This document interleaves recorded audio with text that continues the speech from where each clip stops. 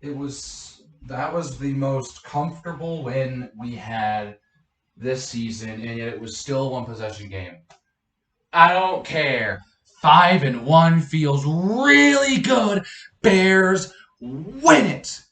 23-16 over the Carolina Panthers on the road. A big road W, and it's been the most dominant game we've had all year. Fantastic performance. Really like this game. Didn't look great. Both teams' offenses didn't really look great. Okay. Uh, I mean, okay. Our offense didn't really do too much. We didn't have to do too much because our defense did all the work. Speaking of the defense, let's go ahead and just start the recap real quick. On the third play from scrimmage, Bridgewater throws and it's tipped and picked by Tashawn Gibson. That's what I said at 1st and goal. Are you kidding me? 1st and goal already? We haven't even gone through a minute of the game, and we're gonna have the ball the second half, the start of the second half too. Let's go. So now it's 3rd and goal. Foles drops back and he throws a beautiful pass to who is that? Oh, it's Cole Kmet! The rookie gets his first NFL touchdown in this one from Nick Foles. A fantastic throw, only where Kmet can make that catch. Beautiful. And the Bears are already up 7-0, and we're not even 5 minutes into this game. So the Bears, they are #1 in the red zone defense categories pretty much across the board. And they were as advertised in this game. Every time they got a chance to punch one in, they really didn't. They only got 1 touchdown in the game. And this drive was no different. They held them. They kind of did the classic drive them down. And once they get in the red zone, the Bears defense decides to wake up and step up and hold them to 3 points. And on the next drive, Foles is sacked on 3rd down. Congratulations, you screwed that drive up. And on the first play of the second quarter, 3rd and 4, and Carolina's inside their own 20, and Khalil Mack comes up with a big sack. Huge right there. Gives us the ball back right as the second quarter starts. Great. One of the 2 quarters we really score often on. So that's going to be great. We might actually be able to put some more points on the board. Awesome. Bright spot for Carolina was the running game. Mike Davis did actually a really nice job in this game. I liked his performance. Former Bear, I mean, we let him go last year. I mean, we had Montgomery and we had Cohen, and we didn't really use Davis all that much. And when we did, he really wasn't effective. He was kind of just pounding up the middle for just yards and garbage time or something. I don't know. We didn't use him much, so we cut him. And Carolina's line, I mean, he's been fantastic in Christian McCaffrey's relief. Scored a touchdown, I think, every single game he's played in. It's great. He's doing awesome. Now, what was really frustrating, and that drive that pretty much took it to the 2-minute warning, they have a 4th and 2. They go for the hard count, and they get them. The Bears defense got caught on the hard count. Just, those kinds of penalties and those kinds of strategies, and when it succeeds, it really hurts the other team, the defense. That's just demoralizing. That is rough, especially deep in our own territory. Thank goodness they didn't score and they only had to kick a field goal. So the Bears have got about 2 minutes to drive down the field and get in field goal range for Cairo Santos.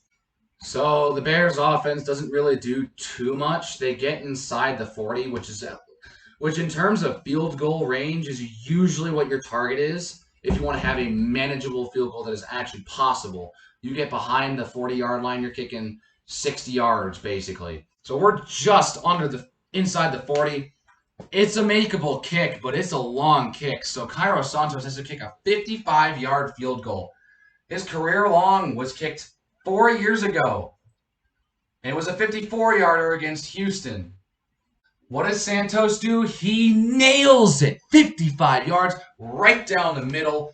Oh, my goodness. Can you believe it? A Bears kicker made a kick from 55 yards out. That is unbelievable. That is that's tied for the 3rd longest kick in Bears history. Thanks, Kenny, for that little stat line at the end of the half. Wow, that is one of the weirdest things to hear, but it goes to show that the Bears kickers have never really been the best ever. I mean, 55 yards is something. You mean Harrison Butker in week 2 hit 3 58-yard field goals, and one of them didn't even count. So, I mean, you already got like 58 yarders there. So, I mean, I was surprised to even hear that that was the third longest. So it's now 13-6. Chicago is in front of Carolina. This is great. Still a one-possession game, but we've been out playing them for a better part of this game. And I mean, when Carolina has the ball, they're just taking time off the clock. That's the reason why this game's a one-possession game at this point. I'm basically thinking this. We've been out playing them. We already have a turnover. It's the offense hasn't looked terrible. I mean, I think it was good. I thought it was okay. Second half. 3rd and 6 on the first, drive. Foles runs for it. He was looking for every opportunity to throw that ball, but he ended up taking it, and he ran for it, and he got the first down, so I was really happy about that. The drive ends a little bit inside Carolina territory off a throw. That was a really nice defensive play. That ball was right where Jimmy Graham could catch it. Probably could have thrown it a little bit in front of him, but hey, what can you do? So the Panthers get the ball. And the first thing that they do on 3rd down is a beautiful catch by Robbie Anderson. He's been a good pickup, but he's got some good connection with Bridgewater, but I haven't seen him really go for too many explosive plays. He had the big touchdown in week 1 against Las Vegas, but outside of that, there really hasn't been too much from Robbie Anderson in terms of explosive plays like he did have all the time when he was with New York. The very next play, it's 1st and 10. They hand it to Mike Davis, and poof! Eddie Jackson knocks it out, and Keem Hicks falls on it. Where Bears get the ball inside the Carolina 30. It's another turnover in Carolina territory. Now, folks, here's where the craziness ensues. Because on the very next play, our very first play from scrimmage off the turnover, Foles throws it in, and it is picked off. Waste. Congratulations, Nick. You screwed up this opportunity. Good job. And the very next play, so Carolina's first play after the turnover, is picked off by Eddie Jackson, and he goes in for a touchdown. Oh, yes! Can you believe that? Wow! Yes! Eddie, let's go!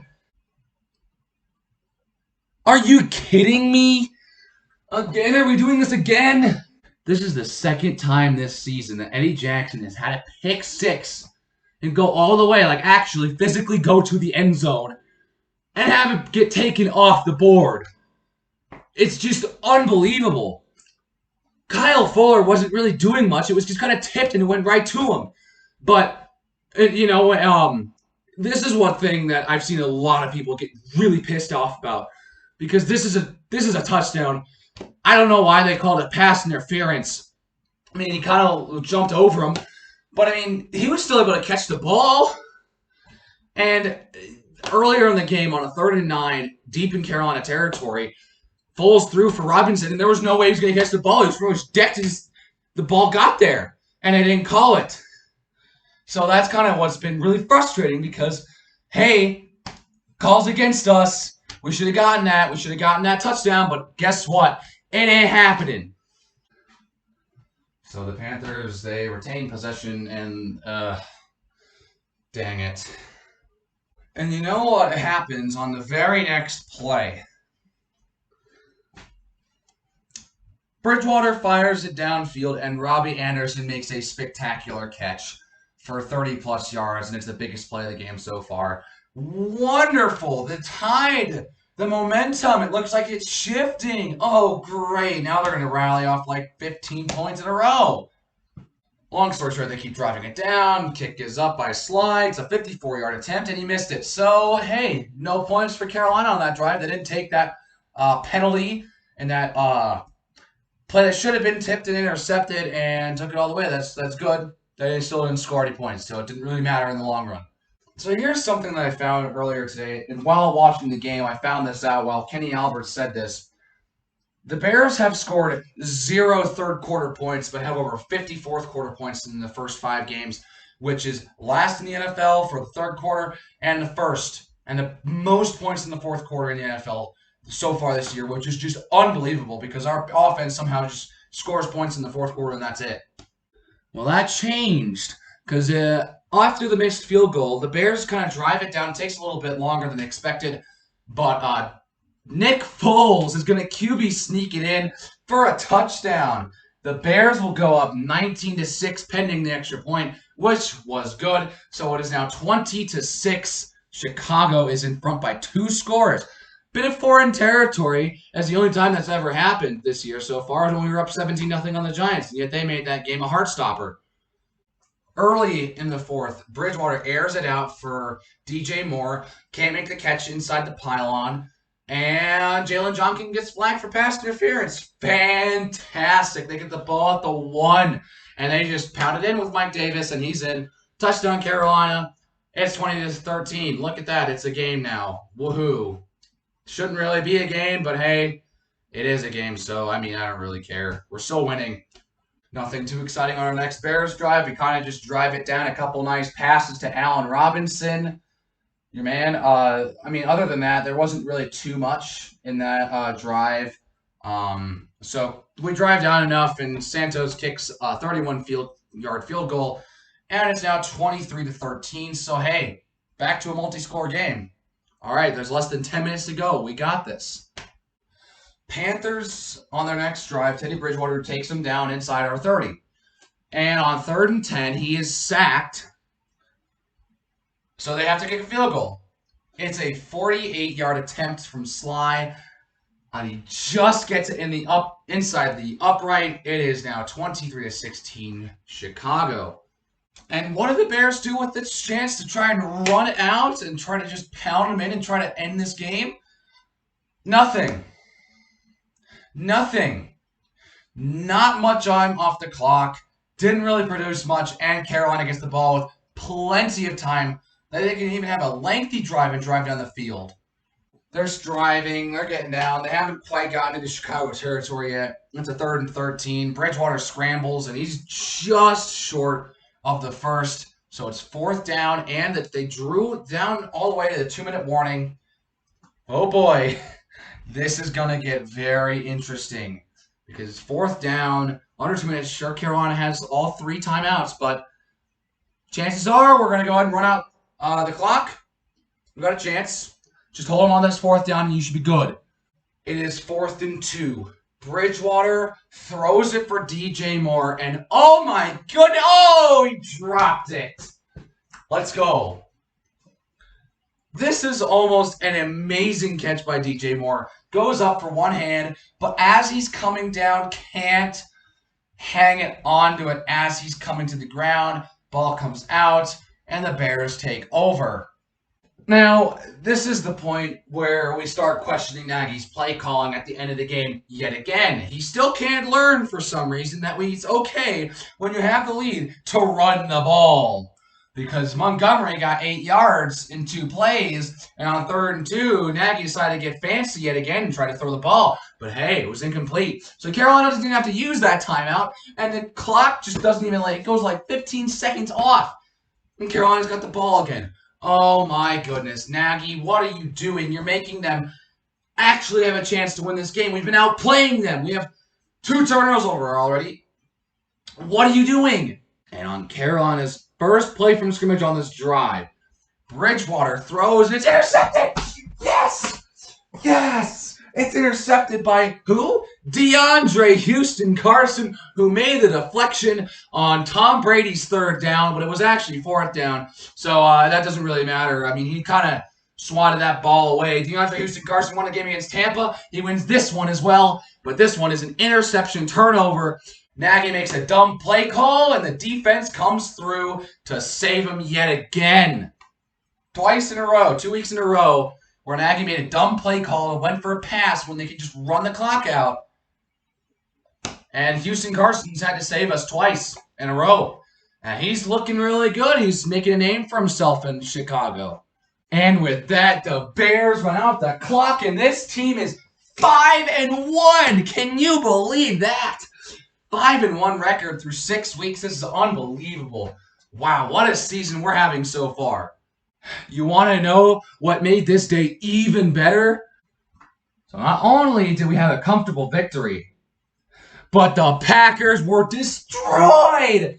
They were destroyed, absolutely demolished by Tampa Bay and Tom Brady, the man who we beat last week, the man who had a mental lapse, who thought it was 4th down.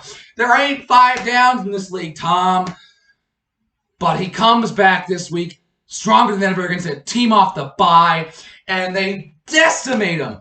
Rodgers threw 2 picks, including his 3rd pick 6 of his career. Fantastic job by Tampa Bay. Now that we beat them, I don't have to worry about having to play them. I can, seeing how much they demolished Green Bay, I'm really happy we ended up winning that game. That makes that win look even better on the record sheet. And folks, do you know what this means?